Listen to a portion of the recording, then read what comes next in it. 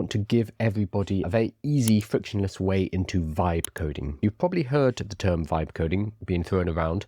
You might already be building stuff with AI. If you are not, there are many different routes into vibe coding, many routes into creating stuff using artificial intelligence, and it can be intimidating. It's hard to know where you should start, what kind of technologies you should use, what kind of technical level you need to have, what should you build. What I want to do today is strip away all of that and get as many people as possible just started. That is the purpose of today. We're not going to worry about the best way to do it. We're not going to worry about what you're going to build. I'm going to show you the steps you're going to take to get started, because from there, the world of vibe coding will open up and you'll be able to build anything you want. So when I walk people through this process, they go from thinking, oh, I'm not technical, I can't build, I can't code, I've never been good with computers, to within half an hour or so realizing, oh wait, I can build anything I want now. All of my ideas, all of these things that have been sitting on a to-do list for potentially years, I can just make them. So I want to get you to that realization as quickly as possible. So we're going to do a quick presentation. It will not take long because it's not complicated. I'm not going to overcomplicate this on how to get started with vibe coding. We're going to remove friction. We're going to start with a toy project, and we are not going to build out the gate. Nope, not at all. I like to think of this as giving a science kit to a child, and you want to give the budding young scientist a few little projects that they're going to work on so they can get excited about the process, so that they can learn the basics, and more importantly, they can have fun. You're not asking them to become a research scientist. You're not asking them to discover a cure to sequence a genome or anything like that. You're just getting them interested in the subject, letting them have a bit of fun, and then from there, who knows what they're going to do. So that's what we're going to do. We are not going to try and build our dream project out of the gate. I see so many vibe coding courses make this mistake, where you start with a whole module, which is, okay, let's work out what you're going to build. Let's work out your market. Let's work out who we're going to be selling to, etc. All of that is incredibly important, but not for your first project. For your first project, you just need to open up a tool, type in a sentence or two, and see what happens. So we're going to get there. I'm going to stop babbling. We are going to jump straight in. We are going to be using Google AI Studio. I want to remove as much friction as possible. It has 0 local setup, no deployment needed, no extra accounts. If you've got a Google account, you're good to go. So the two places I recommend starting are either here in Google AI Studio or in Lovable. Lovable does cost money though. It starts at about $20 a month. You can start on the free plan, but what I'm going to do today is look at Google AI Studio because it is totally free. And I want to remove all of the barriers. What you're going to do is you're going to head to AI, we'll Google it. So AI Studio. Let's see if I can get it. There we go. AI Studio on Google. It's this top one here, Google AI Studio. In here, this first panel is a nightmare. Look at it's throwing all this information at us. It's got this navigation element on the right with structured outputs, code execution, function calling, grounding with Google search. We don't want any of this. This is overly complex. What you're going to do is go to the left-hand side on this menu here, and there is a build button. Click there. This opens up a different interface, which you'll notice is an awful lot like Lovable. It's an awful lot like ChatGPT, and there's a reason for that. This is a chat interface. I can tell this interface what it is I want to build, and it's going to build it for me. We're not using the main Google AI Studio. We're using this build mode. It's hidden away. Don't know why, because this is a killer application, but Google don't let people know it's there. But this is what we're going to be using. It is just a chat box, and I can type into the chat box or use my microphone here.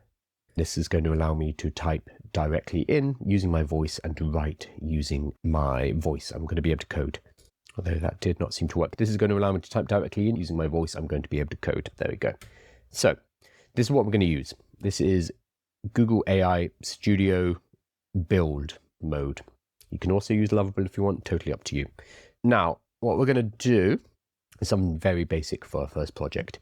Do not try to build a $1 million app. You're not going to build the next unicorn for your first project.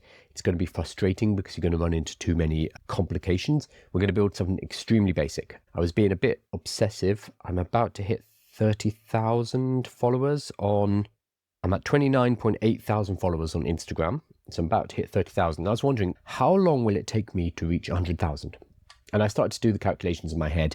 And then I realized I want to do these calculations for YouTube and for TikTok. And I thought, let me just make a quick tool. So that's what I'm going to do. I'm going to make a quick calculator that I can just plug some numbers into and it will give me some information. I'm actually building something called 5 builds in 5 days, which the first of these tasks is building a little personal calculator. You plug information into and it will spit out an output.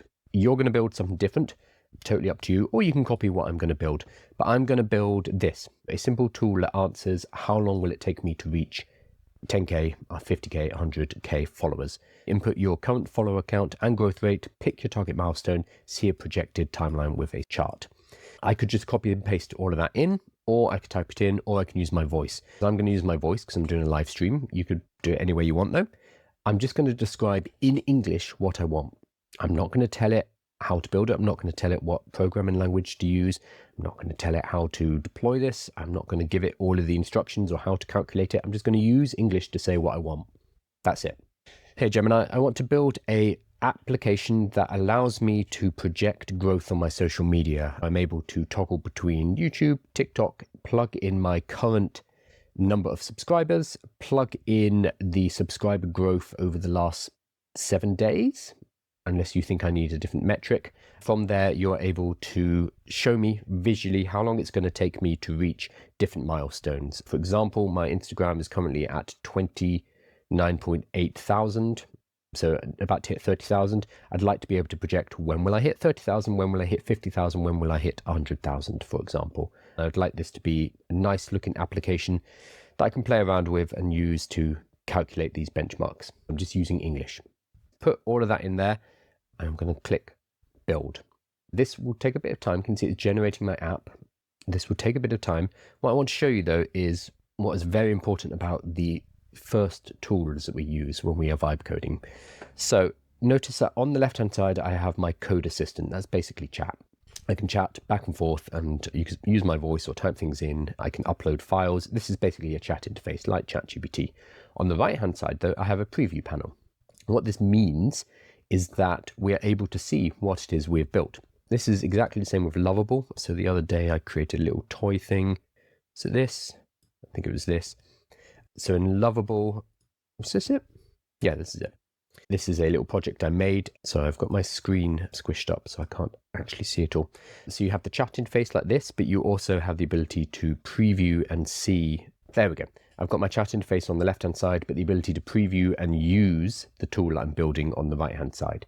That doesn't seem that important, but it really is, especially when you are starting to vibe code. Because if I use Claude Code or any of the other non-beginner applications, then I'm going to have to deploy the code myself. I can show you what that looks like. If I used Google AI Studio, but not in the build mode, I would have to deploy the code myself. So if I said, build me a Space Invaders game, it will not deploy and let me play the Space Invaders game. Instead, I'll have to download the files. I'll have to download the HTML or the JavaScript, whatever the files are.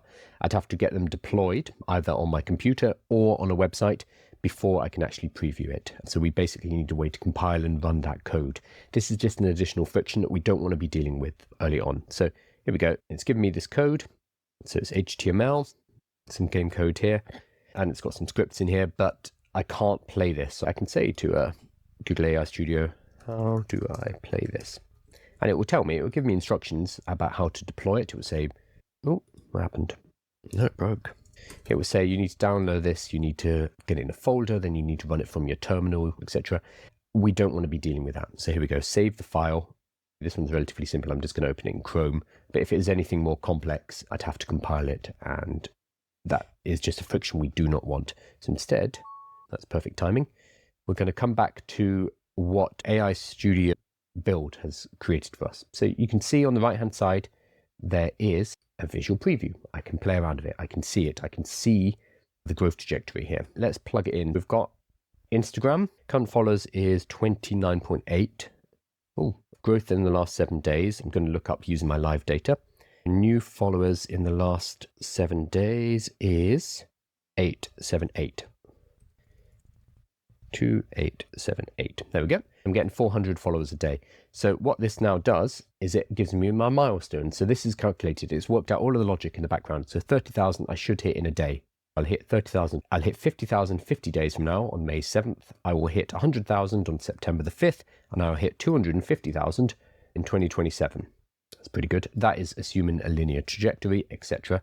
And then it gives me this nice little growth chart. So this is just something that I've vibed up, a little vibe coder that does basically an extrapolation based on the information I've given it. But you can see I can switch between YouTube, What's that meant to be? I get, oh, that's TikTok.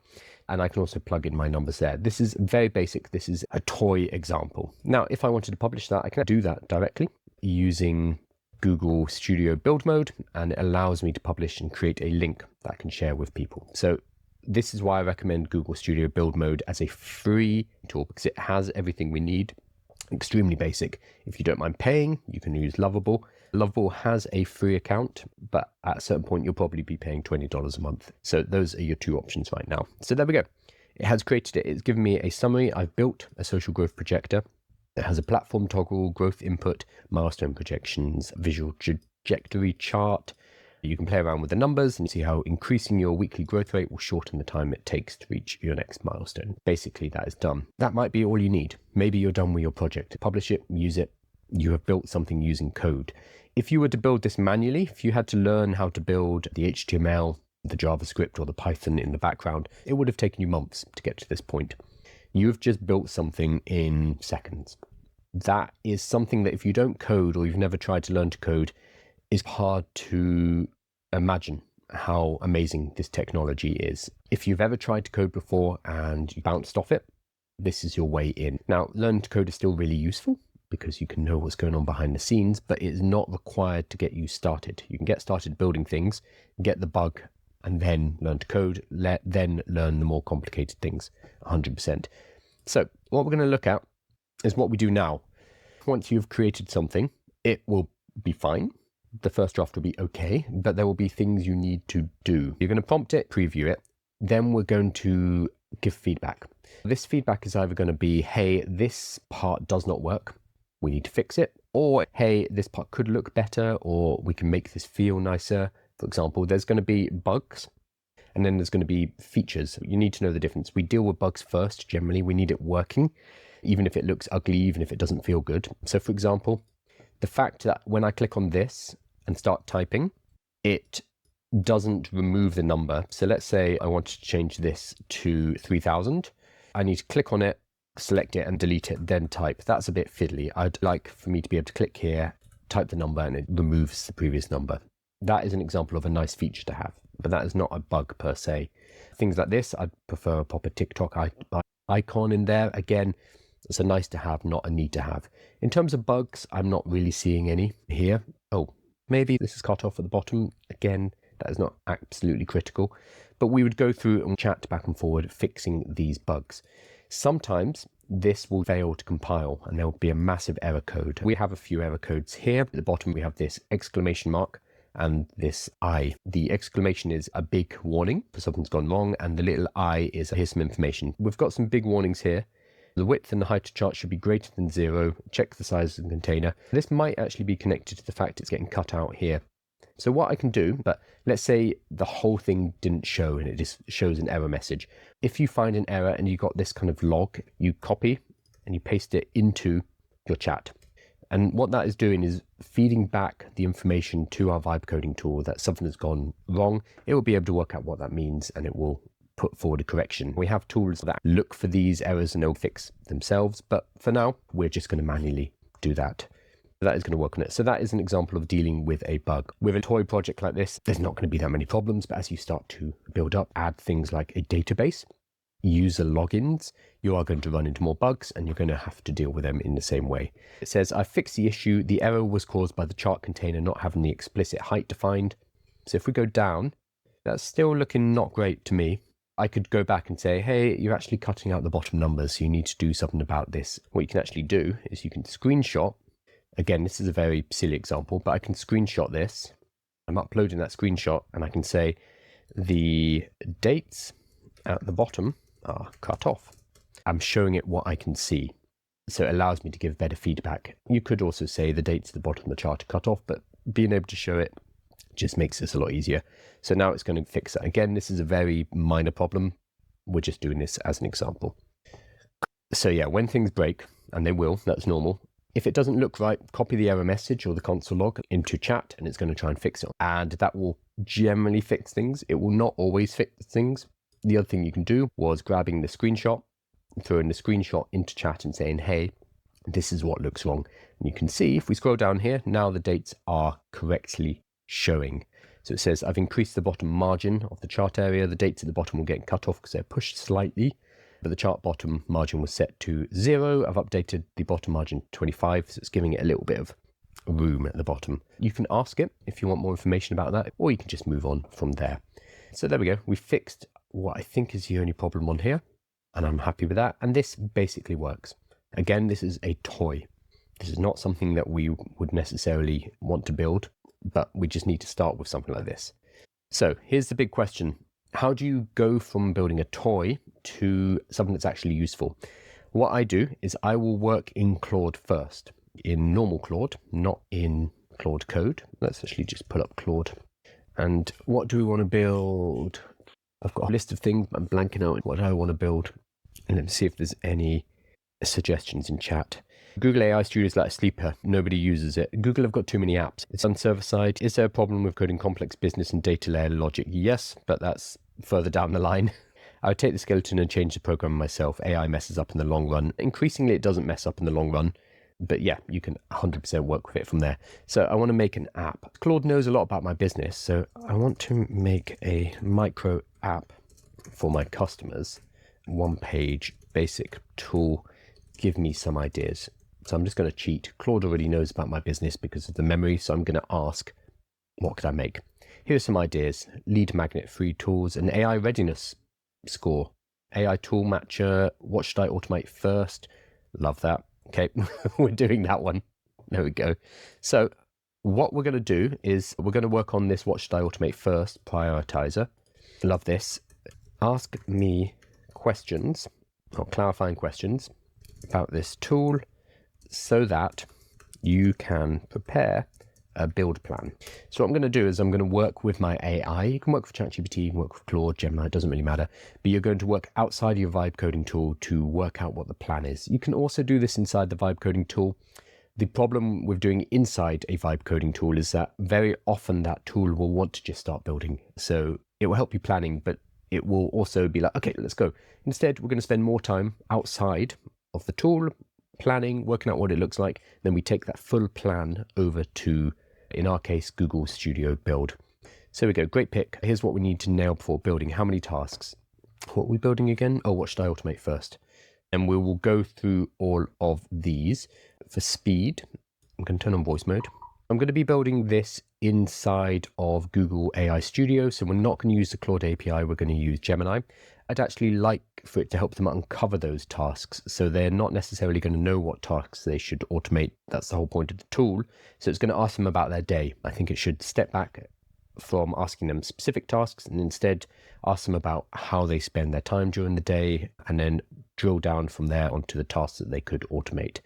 In terms of, you said, what should they rate each task on? Time spent per week, how simple and repetitive? Yes, those two are good. And how much do you hate doing it? I think that is good. So we're aiming for things that take a lot of time, are very algorithmic, they're repetitive, and that the user hates doing. I would like as a matrix chart first and foremost, although you probably need to do it in 2 dimensions rather than 3. Also do it as a rank list underneath. And for the API, use the Gemini API because we're building in Google Studio Build, as I said. Email capture gate and call to action, newsletter sign up, point to aiwithkyle.com/join. Do you have any brand colors? Yeah, use simple white background and purple highlights. Get the information from aiwithkyle.com if you want. Is this going to live as a standalone page? Yes, it will live as a standalone page, but for now I just want to create a demo version in Google Studio Build. So I'm planning using my voice. I got it to ask me clarifying questions. If you're building something complex, spend more time on the planning procedure than you do on building that first draft. This is going to allow us to create a plan that our vibe coding tool can then work through by piece. And I'm just going to paste that plan over. Let's see if that's gone ahead and done it. So automation, what happened there? Something just disappeared. Thankfully I had it copied. So let's do that. That seems to be a Claude error. Claude has been a bit temperamental this week. So what should I automate first? Prioritize a build plan. Platform, Google AI Studio Build. The tool doesn't assume users know what to automate. It starts broad, asking them how they spend their day, then uses Gemini to extract and surface the tasks worth automating. And it's going to be in 3 stages. So discovery, which would be conversational, rating and result. And then it's got the brand information. So this is very basic, but it's a start. So I'm going to take this, take it over to build mode, drop it into build mode, and press build. Done. So that is an example of how we move on from just chatting to the vibe coding tool and instead give it an actual project plan. This is very basic, but this will help us to scaffold the larger project. As you build larger projects that are more complex, what you are going to increasingly do is break down the project into little modules, into smaller pieces, and then you will have your vibe coding tool attack those one at a time. So you won't try to one-shot it, but instead you will be going to the vibe coding tool and say, hey, this is the overall plan. So you have a big picture of it. It consists of these 5 different functions. We're going to build each of these one by one, connect them all up and make sure everything is working. But you only need to do that if you are dealing with a more complicated project. So that is now going to go ahead and do the build for me. What I have ignored on purpose, and this is important first time you build something, is I have ignored authentication. So at the moment I'm building very basic apps that you can just use without having to log in. As soon as we add things like being able to log in via Google, creating usernames and passwords, then we are introducing the need for a backend. We need a database where all of that information lives, and that needs to be secure. It can't just be a table sitting in the back of your website. Do not do that. It needs to be in a secure backend. So we use something like Supabase or Firebase. These are tools that can hold all that information for us. We also need to secure the pathways so that when somebody enters a password, that needs to be encrypted, that needs to be sent to the back end, that needs to be something that we don't even see ourselves as the web host. And then we've also ignored deployment. Deployment is when we turn our application into something that is accessible publicly. So using Google Studio build mode, we can just hit publish and it will be available publicly. It's nice and simple. If you are building something more complex, like a website or a web app or an app that goes on iPhone, deployment changes. So I have intentionally left these things out for now. If you go to a vibe coding tool and you start to build an app and you just give it this kind of broad idea for something you want to build, it will automatically start to build these things: authentication, backend and database, and sorting out the deployment. These are really important, but lots of times, if it's your first project, this is overkill and you will just run into walls. You'll get annoyed and suddenly you're trying to sort out Google Auth. That's not something you want to be faffing around with just so you can see the power of vibe coding. So I see so many people get stuck here because they're trying to build out a scalable product level application out of the gate. That's a mistake. Just build something fun initially. See how that's doing. Well, that will probably beep me when it's done. So I've intentionally ignored all of that on purpose. What happens is as you start to build, as the complexity of your projects increases, you are going to naturally come to these. So one thing that I'm working on at the moment is this Vibe 5. It's this 5 mini projects that you work through. You start to build your vibe coding portfolio so that you can learn through projects. You start to learn different skills. So the first one, for example, is something like a calculator, like the thing that I just built. That was calculating social media growth. You would build something for yourself. I've actually created a little ideas generator. So depending on who you are, let's say you're a business owner who can't keep track of things, and the main issue is, it's ready, marketing and content. This will generate ideas for you and allow you to vibe code that basic personal calculator. So that is the first project. And then we move up the projects, project 2, project 3, project 4, project 5, getting more complex each time, giving you these projects, giving you these ideas. So the first one is just to build something like we did today. So you can see, oh, holy shit, I can just build stuff. That's cool. The second is we put some internal logic behind it. So we think about what's happening behind the scenes. So that's like programming, but we are doing it through language. We are working out the logic of how that works. The third is we build something that looks nice. This is focusing on design. It is focusing on layout, making us think like a web designer. What should be included? What should not be included? How do we make this a nice experience for our users? The fourth, we start to talk about databases, putting a database in the back end. And I walk you through how to do all of this because first time you do it, it's a little fiddly. You just need to get over that hurdle. And then the fifth is adding user logins, being able to securely have people create accounts, secure that information, and then allow them to use whatever it is you've created. We walk through each of these projects one by one, introducing and giving you the ability to learn at the same time. But we don't do it all at the same time. We don't do it all in the first project because that is overwhelming. Here we go. We have built what should I automate first. So what should I automate first? Walk me through a typical workday. What do you spend most of your time on? So I'm just going to do just me. I research a live stream. 9 a.m. 10 a.m. I do the live stream. 11 a.m. I convert live stream into short video scripts and a newsletter. 12 I record 10 times short videos. 2 to 4 I do deep work. I'm just going to go for that. Let's see if it works first. I'm going to copy that. So this is now using AI in the background. It's using Gemini. So I've used AI to build my app, but my app is also AI powered. There we go. Live stream research. So notice how it's adapted to what I've said. Gathering topic. How much time does this eat up each week? So already I can see this is a little confusing from a user point of view, because what does this mean? Is this 5 hours? I guess it's got very little, a lot. So let's say this. What I'd probably change this to is how many hours per day, because that's a lot more concrete. How much do you dread doing this? No, I don't particularly mind. It's fine. Audio transcription. How much does not take up any time? And I do not dread. That is fine, because it's already automatic. Video script generation, also automatic. Newsletter drafting, that takes up more time. Video content recording does take up even more time, and that's a bit harder for me to do. Video file management, oh yeah, how much this takes up, and I hate doing this. There we go, and we're going to show an automation plan. I can already see the skeleton of a tool I can release to my audience and it'd be useful. Automation action plan. I'm going to zoom out a bit. Audio transcription is here. This matrix is confusing.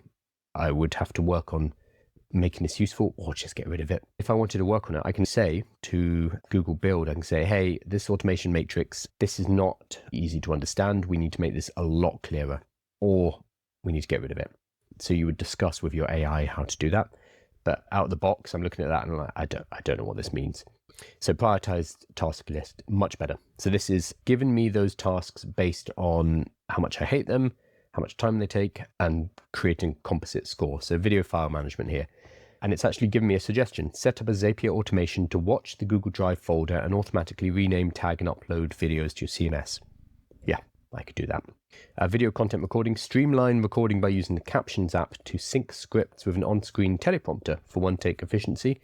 Newsletter drafting. Use a make.com workflow to summarize transcripts into a newsletter template and save it as a draft. Can I do that? So this has actually uncovered something useful. I did not expect this. Triggers actions. Here we go. This is huge if this is massive, if this actually works. I think that's actually wrong.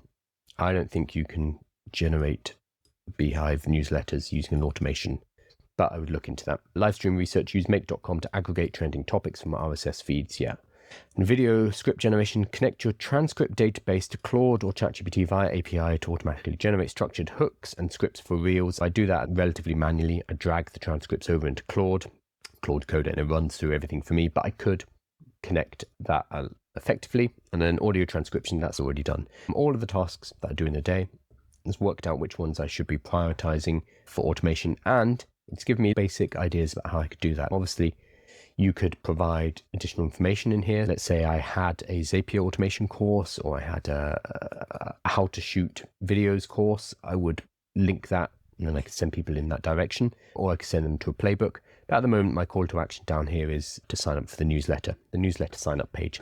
So you can see how quickly we can put something like this together and deploy it for our business extremely quickly.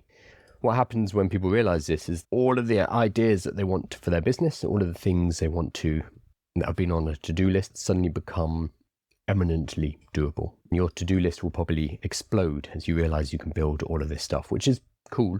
So what we covered today, I hope it's been useful, is a way into vibe coding that is absolutely frictionless. I haven't given you the advice to go and use Claude Code, even though Claude Code is the best. It's not the best place to start. So if you have not started, do not start with Claude Code. You're going to hit a wall. It's going to be extremely frustrating.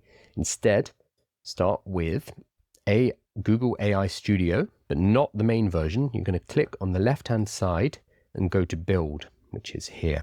So the build mode looks like this. It is a chat interface, and you just tell Google what you want to build, and it will do that for you. It is free. We like free.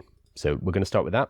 Switch into build mode. Describe a simple tool that you want. Do not try to build your dream project out the gate. Do not try to build that $1 million app.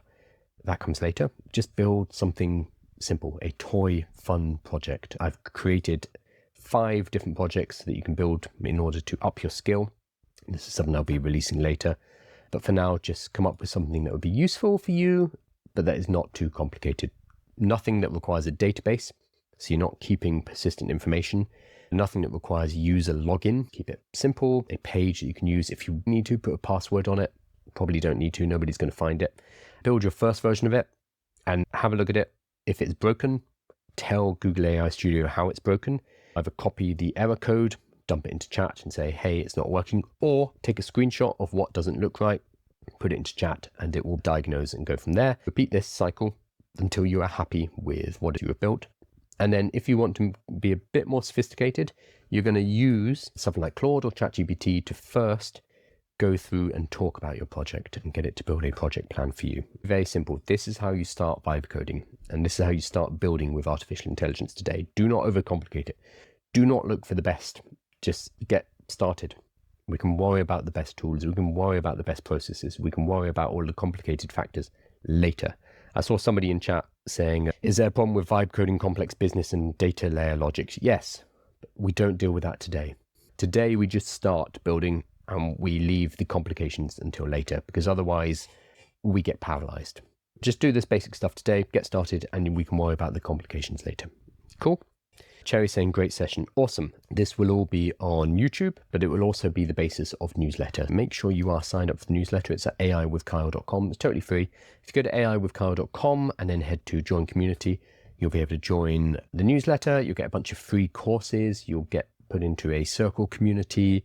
There's a bunch of AI tools. There are these courses. This is a whole course on how to start a business using AI, using vibe coding. There's also a really good opportunity right now giving AI workshops to businesses. I charge about $2,000 per hour to teach businesses, and I walk you through how you can do that here on the website. So join up at aiwithkyle.com and you'll get access to all of this. That is the main session for today. I managed to keep it tight. We're not doing that. Just get started. Worry about difficulties and advanced topics later, and I'll cover them in other sessions as well. Thank you so much, guys. No news today. Make sure you're subscribed, and I will see you. Cheers.